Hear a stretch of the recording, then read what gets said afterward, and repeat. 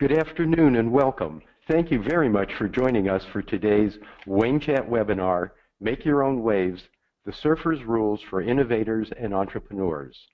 This webinar is hosted by the Wayne State University Alumni Association. My name is Jeff Kenter and I am the Professor and Chair of the Sociology Department at Wayne State University. A few points to note before we get started. The lines for all attendees have been muted. You can submit a question at any time during the webinar by typing in the Questions tab where it says in parentheses, enter a question. We will try to answer as many questions as possible at the end of the webinar. Today, we are pleased to introduce alumnus Dr. Louis Patler as our featured speaker on business and innovation. Louis received his Ph.D. in sociology from Wayne State University. He is a New York Times best-selling author, speaker and consultant, and president of the BIT Group, a strategic business consulting and training company. With a Ph.D. in sociology, Louis has held faculty positions at 3 universities and lectured at such institutions as Stanford University, the University of San Francisco, Mendoza School of Business at Notre Dame University, and multiple voyages on the Semester at Sea program at the University of Virginia. 2 of his innovation books were on the recommended list of Steve Jobs, and his book was named NASDAQ Book of the Month. His book is also #1 Amazon new release for surfing books. The J. Walter Thompson Agency named him one of the 20 most creative minds in America. Louis's diverse client list includes American Express, Dell, Bank of America, BAE Systems, Safeway, and dozens more. He has written more than 100 articles and authored 5 books. We'll now hand the reins over to Louis, who will begin his presentation on Make Your Own Waves. Take it away, Louis. Thank you, Jeff. Welcome to everybody who is online through the wonders of technology. I am going to make a couple of assumptions today for this webinar. You see the book cover on your screens right now. I'm going to assume, though, that 95% of you or more have not read the book, and I'm going to assume that at least 50% of you have never surfed. Neither of those are requirements to, I hope, to understand the basic ideas contained in this book, which juxtaposes, of all things, big wave surfers and being an entrepreneur and an innovator. Next slide. Let me begin by saying that all around us in the marketplace today, there are incredible things going on in the areas of innovation and entrepreneurial endeavors. I'm a firm believer in research, and every one of my books has been based on a lot of preliminary research. In this case, I want to draw to your attention 3 places that are doing some very interesting things that contribute to my general understanding of innovation. Innovation is a word that's used way too much, and it's not very well understood. So let me walk you through 3 places that ought to be on your radar if they aren't already. The first is the D School at Stanford University. This is the home of what's called design thinking. It comes out of their School of Architecture, and a couple of the principals from IDEO, the product design company that many of you are probably familiar with. They created the very first mouse. They've done all kinds, over 4,000 gadgets and widgets that we take for granted were the creation of IDEO. Their specialty there is a very deep understanding of the power of prototyping as it relates to innovation. The second place I want to mention to you is the MIT Media Lab. If you're not familiar with them, I really suggest you Google them and look at what they've been doing. There's things going on there that are literally almost unbelievable in that they've already made them manifest. The example I have here is what's referred to as 5D printing. Most of you are familiar with 3D printing. It's become quite common these days, based on the original inkjet printer. 4D printing was then evolved out of MIT, and that's where they introduced some forms of intelligence, if you will, into the raw materials used for the 3D printing. So, for example, they created a a PVC pipe that could be buried underground, but embedded into the PVC formula were small sensors and computer chips that could sense the temperature and pressures, and they could literally shift their shape underground. So if a tree limb, or excuse me, a tree root were pushing at it, it could move. And then you have also 4D printing has large cement pillars now that have embedded in them biological organisms that can be triggered by water, so that if a crack occurs in the structural concrete, these organisms come alive, if you will, and seal the cracks from the inside out. That's all pretty miraculous. But then you get to 5D printing, the newest iteration that they are doing. And 5D printing has to do with what's been in the news very recently. The first human organs are beginning to be produced using 3D printing techniques. So they introduce biology and intelligence to the raw materials. They do it all by a process of iterations. And the last thing I'll mention to you, Apple has always mentioned for this, that, or the other thing with regards to innovation, but there's some interesting developments going on in Apple in terms of their work culture and how they create and design products. And the basic premise is that they work at the very end of the process by what they call simplifying the method. So Stanford is prototyping, that's PR, the word PR, the letters PR. MIT is iterations, the letter I, and Apple is simplifying the method. And so I use the acronym of a PRISM as a way to look at innovation. Next slide.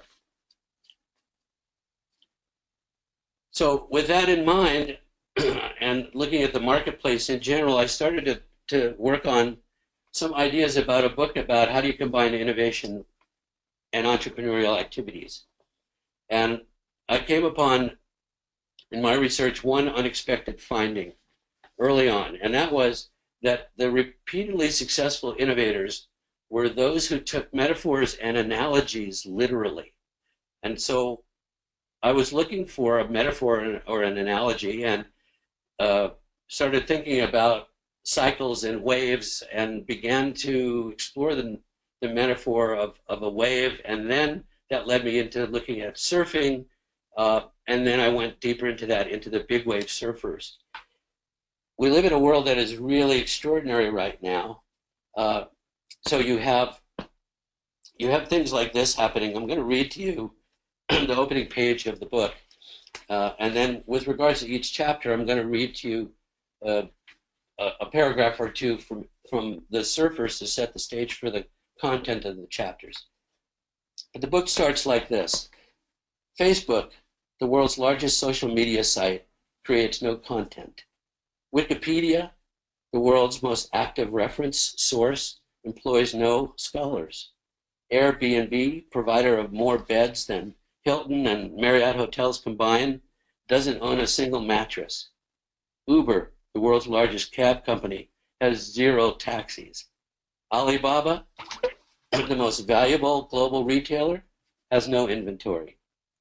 Skype, the world's largest telephone company, has no telephones. Netflix, the world's largest movie house, has no cinemas. Reputation.com protects more people from bullying than all local school boards combined, using only algorithms. And OpenTable seats more people for dinner than anyone in the world, and yet it owns no restaurants. That's the landscape in which business is beginning to operate these days. I'm in California, I'm in the Bay Area, near the Silicon Valley. Many of you I know are scattered in Detroit, which is having a complete renaissance. Others, you may be in Boston or Austin or other parts of the world even. The energy around innovation and entrepreneurial activities is phenomenal. I will also mention that this is a book that is designed for what in the business vocabulary they refer to as intrapreneurs as well. That is, people who want to behave as though they're entrepreneurs, but they work in a big company. So I have that readership in mind as well. So the book proceeds and has 10 chapters. As you'll see from the slide that's on the screen, the chapters are in a certain chronological order. We start with the most basic of all, learn to swim. Quote, in surfing, it's so important to get the basics down and then to take it from there, says pro big wave surfer Jordy Smith. If your foundation is strong, you'll have all the tools you need to become a well-rounded surfer. End of quote. On land, we learned to crawl and then to walk. On water, you learn to float and then kick and then breathe and then swim and then surf. It's really important to do the basics and attend to them before you move on. Many times, people try to do too much too soon, and then they will regret it. It's something that takes a great deal of patience and a great deal of commitment. Although I'm not a big wave surfer myself, on many occasions I would stop by a local big wave surf spot called Mavericks. It's in Half Moon Bay area. And I get vicariously pumped up by the men and women who are riding giant waves there. I think it was around 1994, I'd finished a project in the Silicon Valley, and I early in the day, and I decided to just swing by Mavericks. I'd heard the waves were breaking, so I would never go out in those waves myself, but I love to watch the surfers there. So there's a long walk from the parking lot at Mavericks out to the beach. And when I finally got to the sand, coming out of the water was a young guy in a wetsuit. And I said, hi, I'm Lou. And he said, hi, I'm Jay. And I asked him about surfing and started with the usual, how's it going out there? And he said, oh, I didn't surf at all today. I just paddled around the point and back. So we talked for a few minutes, and enough for me to find out that he paddled every chance he got, and that he was a high school senior, and that he would drive up from Santa Cruz almost every day just to paddle. He told me some of the landmarks on his paddle, and we soon said our goodbyes. And when I got back to my car, I pulled out a map from the glove compartment. Remember, this is 1994. It's a paper map. And I checked his landmarks, and I quickly realized by doing some calculations that Jay had just paddled 12 miles. At the time, I did not know who he was or the legend that Jay Moriarty would become. But I've never forgotten the lesson I learned from him about how important it is to do the basics, the training, the commitment, the discipline it takes. All of that you have to do early on. And again, 8 out of 10 startups fail, and I think in my experience it's been in large part to the fact that the hard work is not done on the front end of things. Next slide, please. So after you've learned to swim, metaphorically, it's time to get wet. Quote, if it's breaking, you're out there. You don't need much, says Australian pro surfer Julian Wilson.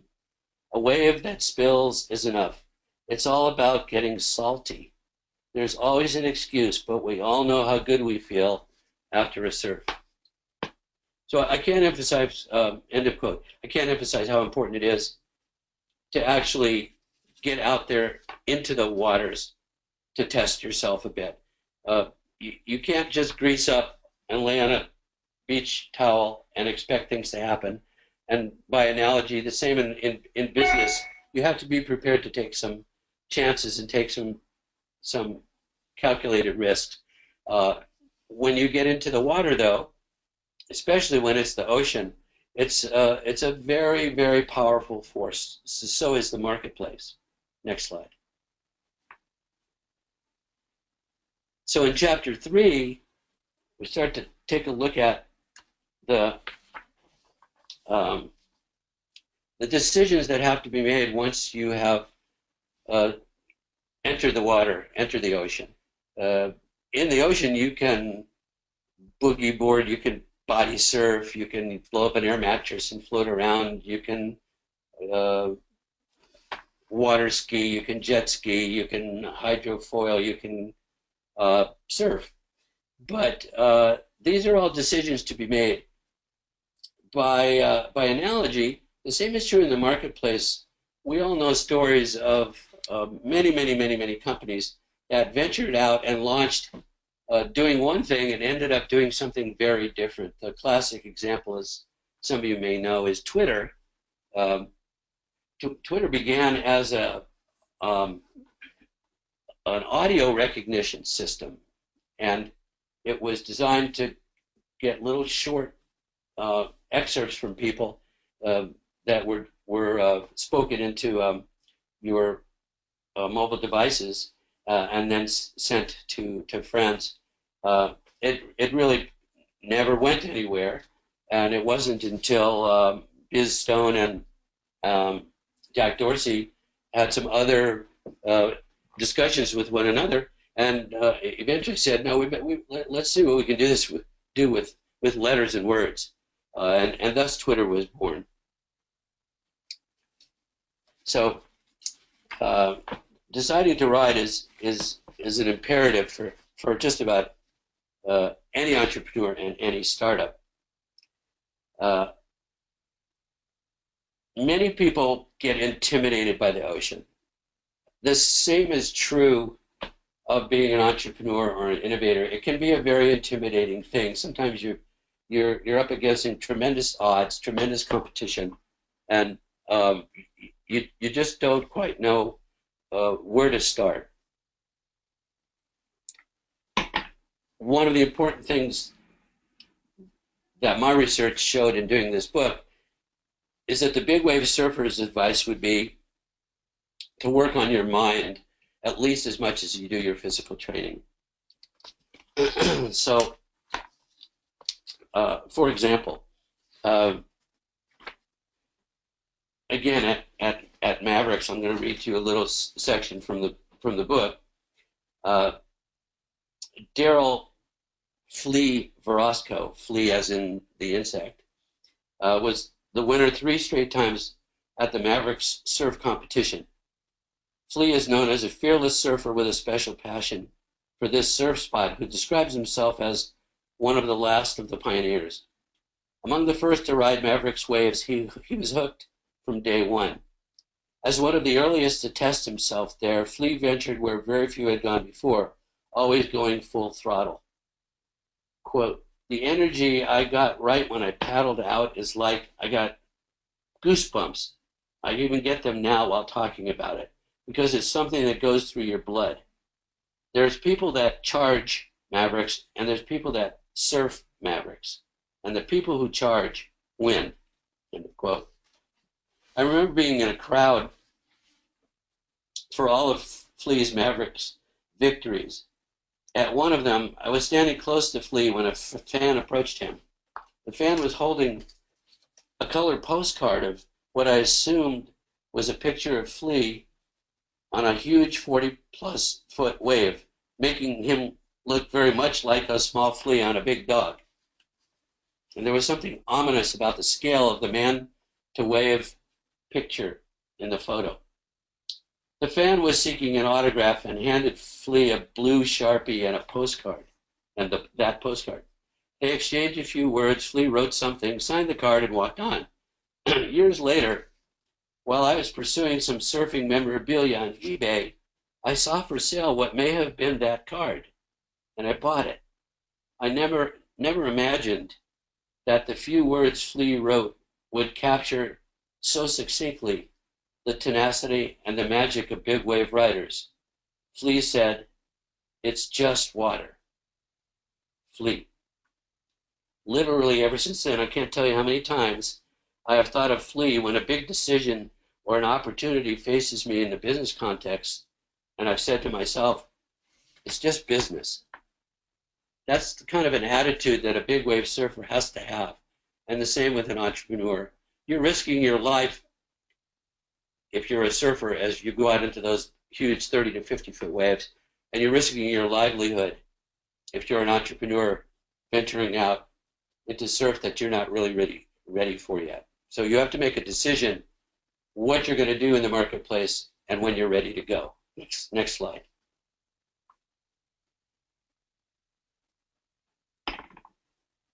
In chapter 4, the title is drawn from one of the oldest terms in surfing. Always look outside. The term outside, or sometimes more recently you hear out the back, refers to sets of waves that are coming. So when you paddle out into the lineup where you would wait for the waves with all the other surfers,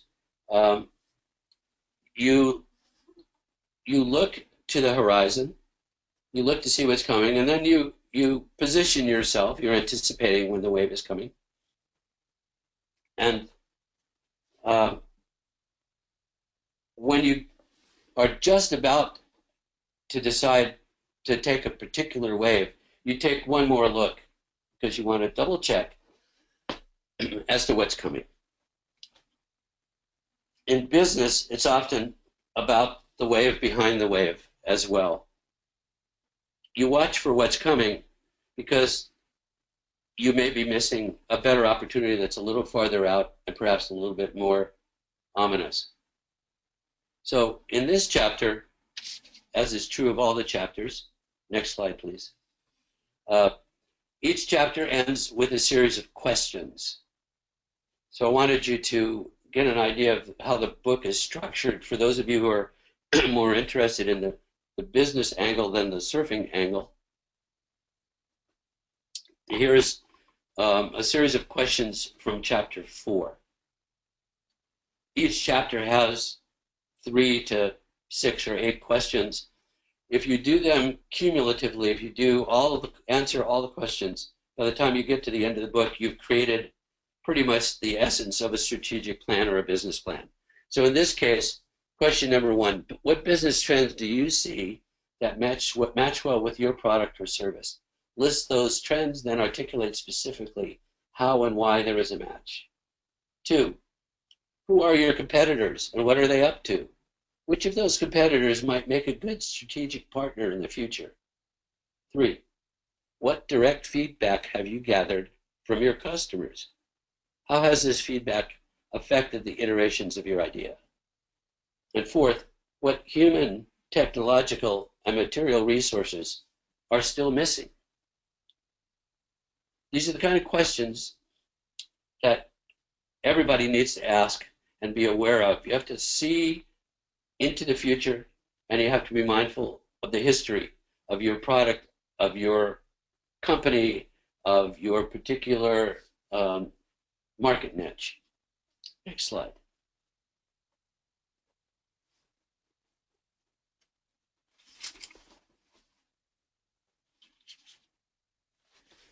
Finally, in chapter 5, we come to the point where we talk about, in the big wave surfing community, of actually taking a wave. In the language of surfing, it would be commit, charge, shred. In professional surfing these days, especially in the big wave contests, the #1 criteria for getting points is commitment. By this is meant, were you ready and in the right position, and then you held nothing back when you drop into the biggest and most complex wave of the day? How did you fare? Did you make it? Were you able to stay standing? How long was it that you rode a wave until you got knocked off or wiped out? Now, lest you think that big wave surfing is just for men, I want to read to you a little section on my good friend Bianca Valenti, who was 2015 World Women's Champion, big wave surfer. She lives up here in Northern California. She surfs some of the biggest waves in the world, and with her father, she is also involved in a very successful restaurant, and she has a lot of business acumen, and she knows a lot about the challenges women face, both in the workplace and in the water. She recently talked about the reactions that she faces when she goes out into the lineup when the big waves are actually happening. Quote, People see men charging big waves and they think, oh, those guys are nuts. Then they see women surf big waves and their minds bend. I got all the Hawaiian girls who were with me to surf a big Mavericks day, and they all caught waves. I think that was a real eye-opener for the guys, for everybody. We knew it was going to be crowded, and we knew the swell was on the increase. So we started out just watching the cam at my house. Then we all went down to the cliff to look at it. And finally, I just said, we're getting our wetsuits on now. I sort of forced us all to go out. A few of the Hawaiians were like, if I catch one wave, I'm going back in. But then Keala Kennelly got a good one, and she was stoked, and she paddled back out for another. And Paige Alms got a few bombs, and Andrea Moeller too. Just as in surfing, your established track record of success in business when you prove yourself in the marketplace over and over again. In the water that day, the respect was coming from all the guys in the lineup. The women showed their skill and they showed their willpower. Bianca says, they're super nice to almost everyone out there. At the same time, you have to prove yourself. And then she adds, nobody's going to say, it's your turn, go. If you want the wave and you're the one in position, the only way you're going to get it is if you put your head down and paddle. I think you can readily see the analogy there to what it takes, the kind of spunk and gumption and chutzpah when you commit to charging and starting your launching of your company or your product. Next slide. Excuse me.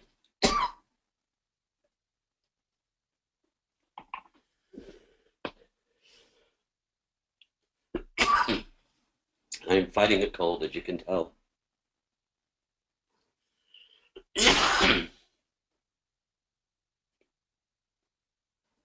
So, in surfing, especially in big waves, you are going to wipe out. And you're going to wipe out every day. You're going to wipe out several times. So the trick is to learn from each of these experiences and waves, and to be sure that you are well prepared, especially when it's a big wave, to paddle back out is to try and then try and then try again. My apologies for coughing. I think the epitome of this is the kind of iterations it takes sometimes, and the persistence is staggering. I read recently that Sir James Tyson, the inventor of the swiveling vacuum cleaner, the model that first went to market was iteration number, I believe it was 5,127. If you can imagine testing and retesting and tweaking every part of every iteration of every vacuum cleaner until you think you've got it just where it needs to be, and then you launch. And then you get customer feedback. And then you start to tweak it and modify it and change it and improve it. And you do this over and over again, and you never stop doing this. The successful entrepreneurs are the ones that never give up and never become complacent. My first book was called If It Ain't Broke, Break It. I got a lot of flack for that book title because it flies in the face of the old axiom of if it ain't broke, don't fix it. But I had the revelation that I certainly was glad that that was not the motto of the airline I was flying on any given day. If you wait till something breaks, it's too late. You have to be out there in front of the game and doing things sooner rather than later. Next slide.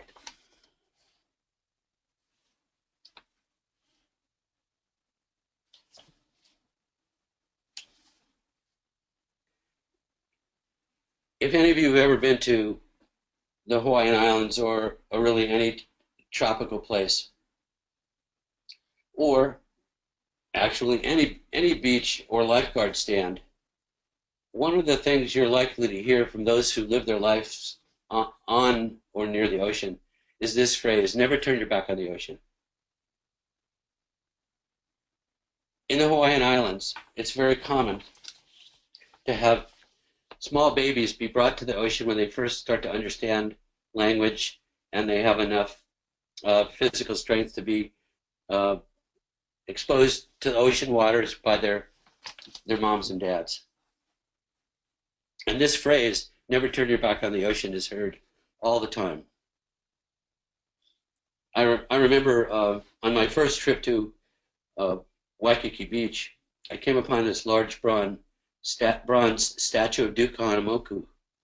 It's bigger than life, with Duke's arms stretched out, and there are layers around his neck and his arm, and there's a longboard that towers over him. It's a tribute to him. It's a statue that's large and bold, and it's really pretty. But it had one flaw. Duke's back was to the ocean, and I always wondered about that. And then I was reading a book by Stuart Holmes Coleman called Eddie Would Go. It's about Eddie Aikau, the famous big wave surfer and lifeguard. And he said that some watermen believe that the statue is facing in the wrong direction. The city officials of Honolulu and the Kahanamoku family approved of placing the statue with its back to the ocean because it would allow people to take pictures better with Duke and with the blue ocean in the background, says Coleman. But as most lifeguards know, you should never turn your back to the sea. This is not only out of respect for the gods of the ocean, who can be fickle and dangerous, but is also a practical precaution. Like any experienced waterman, Duke knew what could happen when you took your eye off the sea and underestimate its power. I will say, in my now 30 years of working with strategic consultant, I've often had to remind clients not to turn their back on the customer. It always surprises me how often executives who ought to know better take their eye off that which sustains them and can teach them and can nurture them, their own customers. I learned this lesson from surfing, and I've applied it to business ever since. Entrepreneurs often forget that their customers are not a static entity or some demographic category. Customers or end users or clients or guests at a hotel, they change all the time. Long gone are the days when one size fits all. Now it's one size fits one. So it really is important as an entrepreneur to be constantly vigilant to determine where you can gain your competitive advantage. Next slide.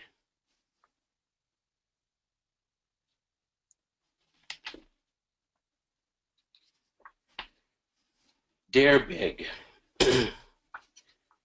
One of the elements of my research prior to doing this book, when I was studying serial entrepreneurs, that is, repeatedly successful entrepreneurs, was that when they were faced with a product failure, or the launch was not as they expected, or things didn't go the way it was anticipated, that they would begin to refine it and do another prototype or another iteration, another simplification of the method, another prism. But the ones who were successful repeatedly would up the ante. In other words, if they had a product that was intended to do X and it didn't pan out well, they would think it through, get feedback, do some research, do a competitive analysis, and they would try to shoot for a product that could do X and Y rather than just a better version of X. And to do that, it often requires the ability to face even the most extreme failures. So I want to read to you an excerpt from the book about a woman, a surfer from Kauai named Keala Kennelly, who maybe some of you have heard of. She was in the news a few years ago when a terrible, terrible wipeout she took in Tahiti at Chopu had like 22 million views or something. A large wave that pounded her face first onto a coral reef. During a TEDx talk, she addressed what drives her, even now, after that experience, to ride big waves. She says, when you ride inside of a wave, you have the energy of all that water swirling around you. You can feel the raw power of nature, and it's one of the most exhilarating feelings you can take in. With a bigger wave, the intensity of that feeling is multiplied, she says. Time slows down. Some of your senses, like smell, taste, and sound, fade away, while others are so incredibly heightened. You feel like you have superhuman powers. Your sight has pinpoint precision focus, and your sense of touch is so amplified, you can feel every drop of water on that wave. And when I get spit out of that wave, I feel like I am the master of the universe. Then she quickly adds, but I'm not the master of the universe, and I know it. So when that moment passes, I go back to being a woman in a male-dominated sport. Kelly Slater, who's probably the most famous surfer in the world, 11-time world champion, more combined championships, I might add, than Michael Jordan and Kobe Bryant combined, 11, talked about Keala. He said, the stuff guys are doing these days is seriously nuts in the big wave world, in a recent tweet. Going into oblivion, not knowing what happens when you might wipe out, but the craziest guy of all of them is a girl, Keala. Looks like someone challenged her to a you won't go contest, and she called their bluff. That's what daring big is all about. If you don't do your homework, if you don't prepare, if you don't have patience, if you don't trust your instincts, when you're out there in the marketplace, when the going gets tough, it's going to be very difficult on you. Not everybody is meant to be an entrepreneur. Many people give it a try and they decide it's not for them. That's perfectly okay. But when you're an entrepreneur, you have to be ready to put skin in the game. You have to be ready to go that extra mile. You might have a meeting with a venture capital group in the morning asking for $1.5 million, but you still come back to your little tiny office space where you have to vacuum and take out the trash yourself. You have to do it all. You have to be ready to do it all. And that takes the ability to dare big and dream big and think big. Next slide.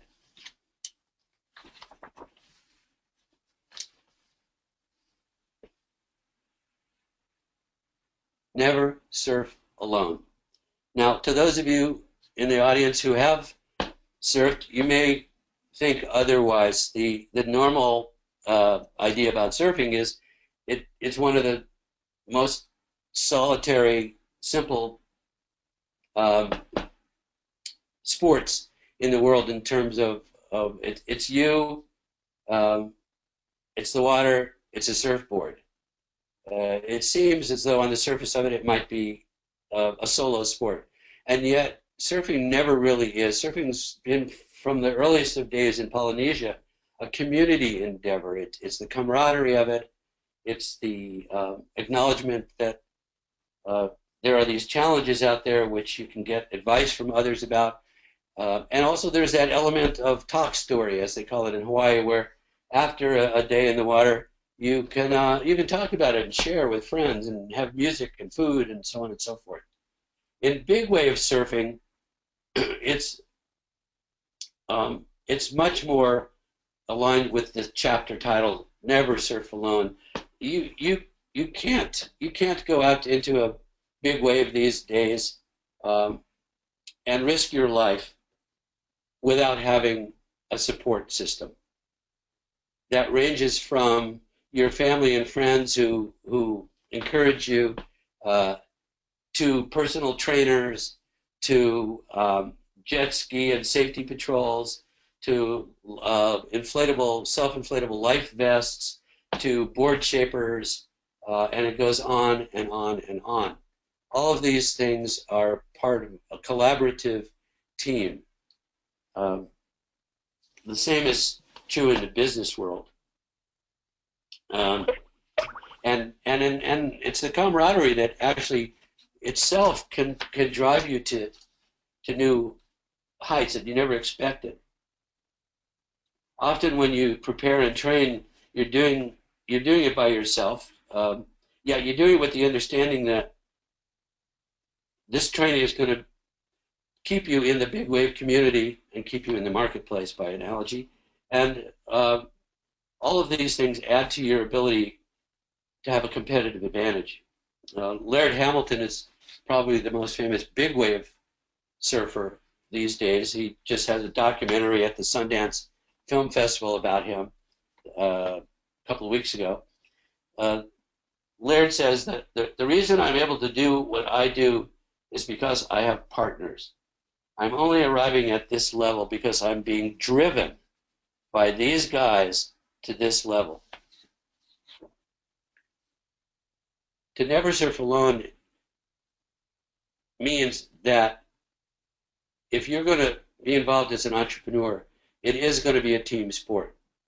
It's no accident that I believe I did a tally once of the big name brand tech companies in the Fortune 100. 9 out of 10 of them that were successful in the long run were started not by an individual, but by 2 or more people. You look at the history of Microsoft. You look at the history of Twitter. You look at the history of Apple, Jobs and Wozniak. It goes on and on and on. Back to the Hewlett and Packard days. Being an entrepreneur, being a business person is not a solo performance. It's always a team endeavor. Next slide. Louis, sorry to interrupt. We just wanted to give you a 10-minute warning before we go into Q&A. Absolutely. Well, this is chapter 10, so we'll probably be actually needing only a 2-minute warning.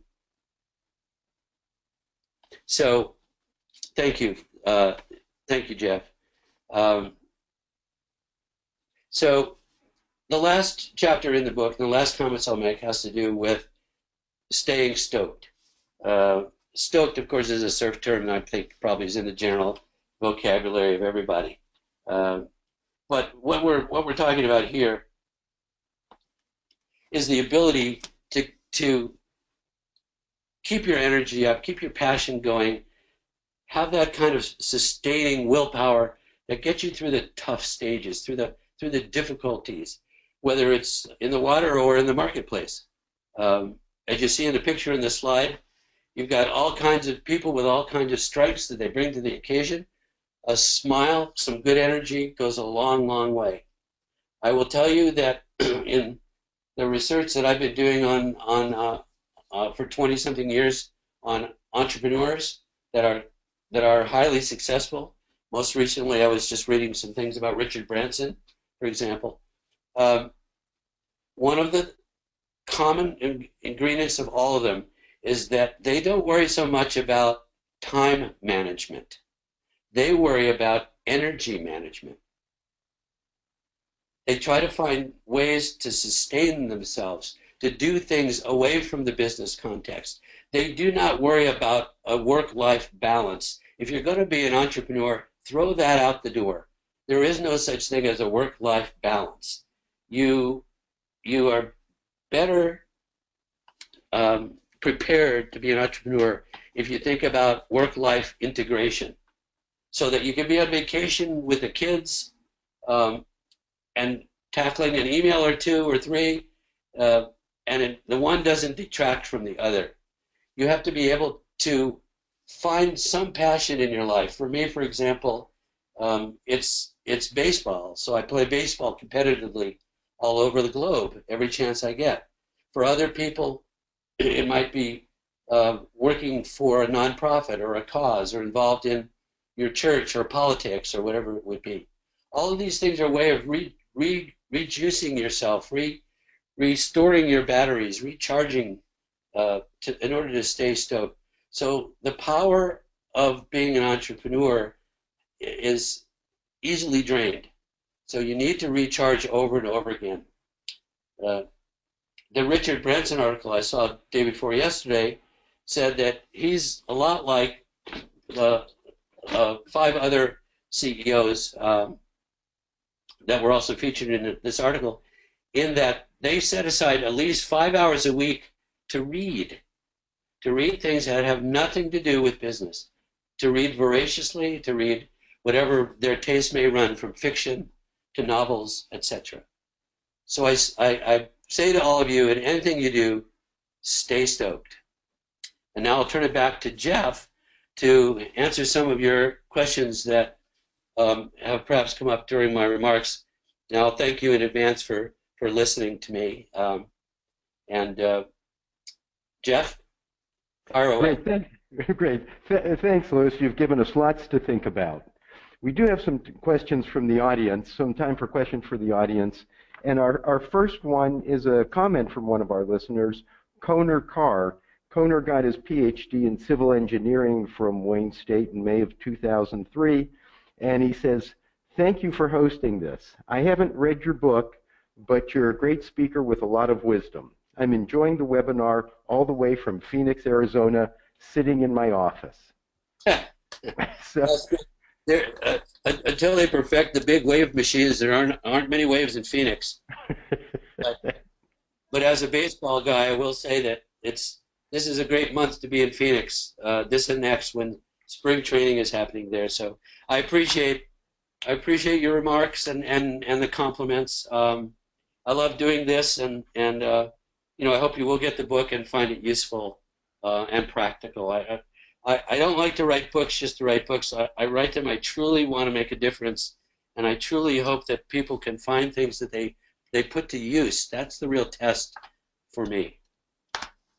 Great, thank you. We have another question for Dr. Patler.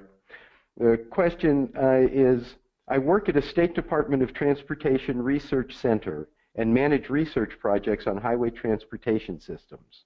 When you mentioned about swivel vacuum cleaner and thousands of iterations before launching to market, I can correlate that with the research reports that are being submitted by the PIs these days as a draft. A lot of times they are highly technical, but they are not taking the time to write, organize, and edit for a good deliverable to the client. What do you have to say to them? I'm having a hard time making them understand. Well, first of all, I'll pray for you in that being in that context. It's a very common dilemma in many large organizations, governmental, nonprofits especially. What I would say is, if you have the authority, which often you don't, to set parameters for people and instructions. I've had the fortune of being lead consultant to CEOs of companies that have 60,000 employees and $20 billion in annual revenue, and I've seen them make edicts that they don't want to see anything longer than 1 page, where everything is summarized and a synopsis that is clear and coherent and actionable. They don't want people to write about anything that they aren't convinced is at the final stage, and they insist that people, do simple things just as a courtesy, like proofread and submit things on a timely basis. But I think that there is sometimes an inevitable clash between an entrepreneurial soul and spirit in a large organization and a more bureaucratic soul and spirit. Some people really literally do not know how to be an entrepreneur, have no desire to be that. And so it's very difficult for those who are by nature entrepreneurial to get work done. And many times that's why people leave large organizations to go out on their own. So I sympathize and I empathize with that question. Great. Thank you, Louis. We have another question from a Wayne State University Business School alum and technology finder who asks, says he's curious about your thoughts on profitability versus scaling a startup through external capital. Great, great question. Let me start with a phrase that was drilled into my head by my mother. Gifts are very expensive. So when you are just starting out and you're looking for capital, the venture capital community, the private equity people, they are smart cookies. They want to get the biggest bang for their buck and the most control, in many cases, over your endeavor that they can. And so you have to be very careful with how much you're willing to give up in order to get something in return. So that's a constant issue and a constant dilemma.